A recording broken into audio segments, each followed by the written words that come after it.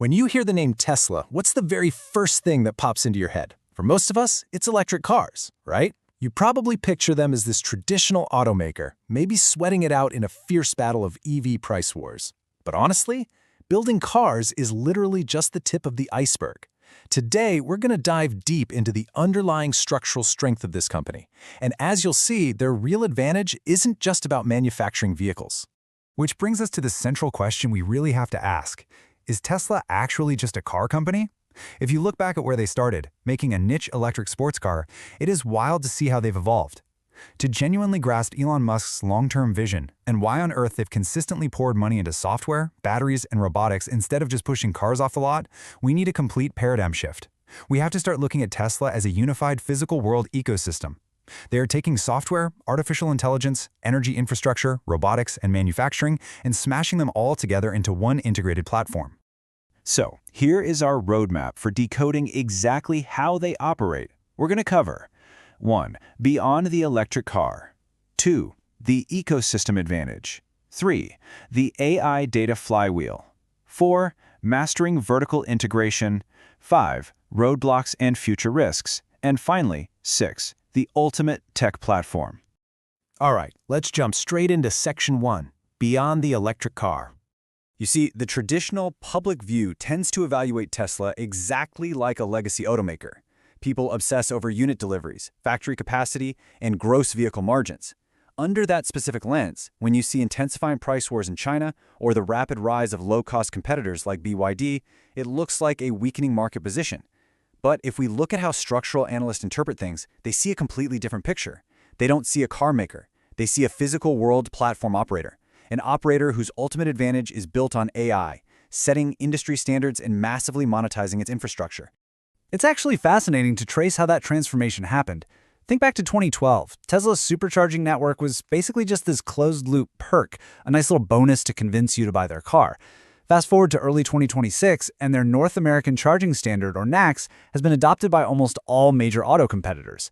By Q2 2026, this infrastructure transition helped drive a record $1.15 billion in gross profit just from their services and other segment. And looking ahead, that exact same foundation is what's setting the stage for scaling things like their autonomous cybercab and the Optimus humanoid robots. They literally evolved from a struggling EV manufacturer into this diversified tech behemoth. Okay, moving right along to Section 2, the ecosystem advantage. The absolute crucial concept to grasp here is ecosystem lock-in. This is a structural advantage where a company controls the underlying platform and the shared standards. So instead of just making a one-time profit from selling you a physical product, they generate recurring value from absolutely everything that happens on their network. It completely makes sense why analysts frequently compare Tesla's network architecture to giants like Apple, Visa, and BlackRock.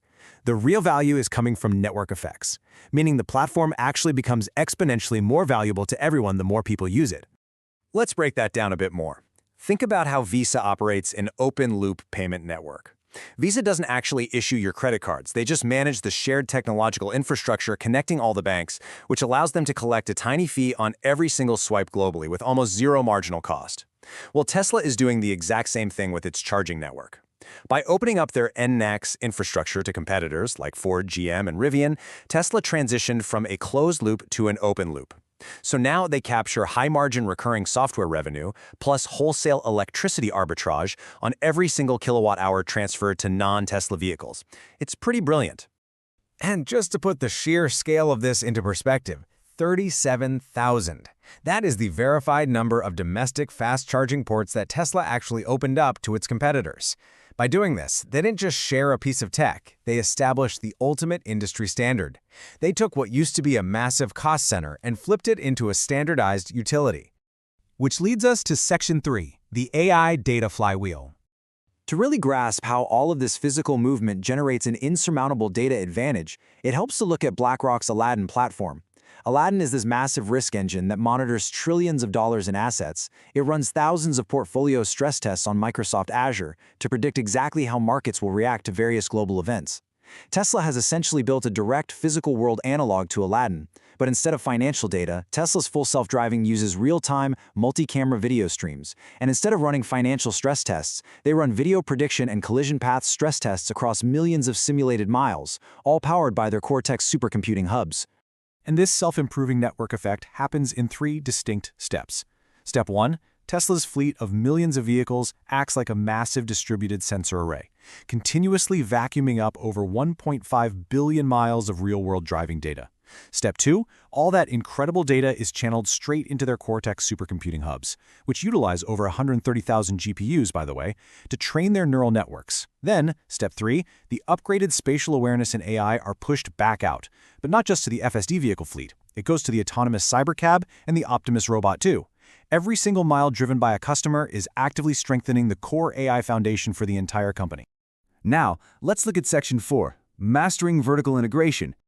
Unlike legacy automakers that heavily rely on this fragmented, complex network of standard suppliers, Tesla designs their core technology entirely in-house. For example, they develop their own 4680 cylindrical battery cells using a dry battery electrode process.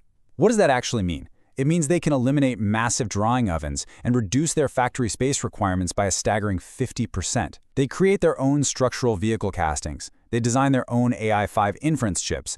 They write their own software stack, and they build their own charging hardware. By bypassing standard supplier components, they dramatically improve their efficiency, slash costs, and massively accelerate their speed of innovation. In fact, evidence-based strategic analysis shows us that Tesla uses its massive manufacturing scale and physical footprint to basically dictate cost structures and technical standards to the broader automotive supply chain. By localizing their battery cell refining in places like Texas and Berlin, and by keeping their software internal, Tesla actively insulates itself from the geopolitical supply chain disruptions and international trade tariffs that are severely challenging their competitors right now. They are essentially dictating the rules of the game. But, of course, it's not all smooth sailing. Section 5, Roadblocks and Future Risks.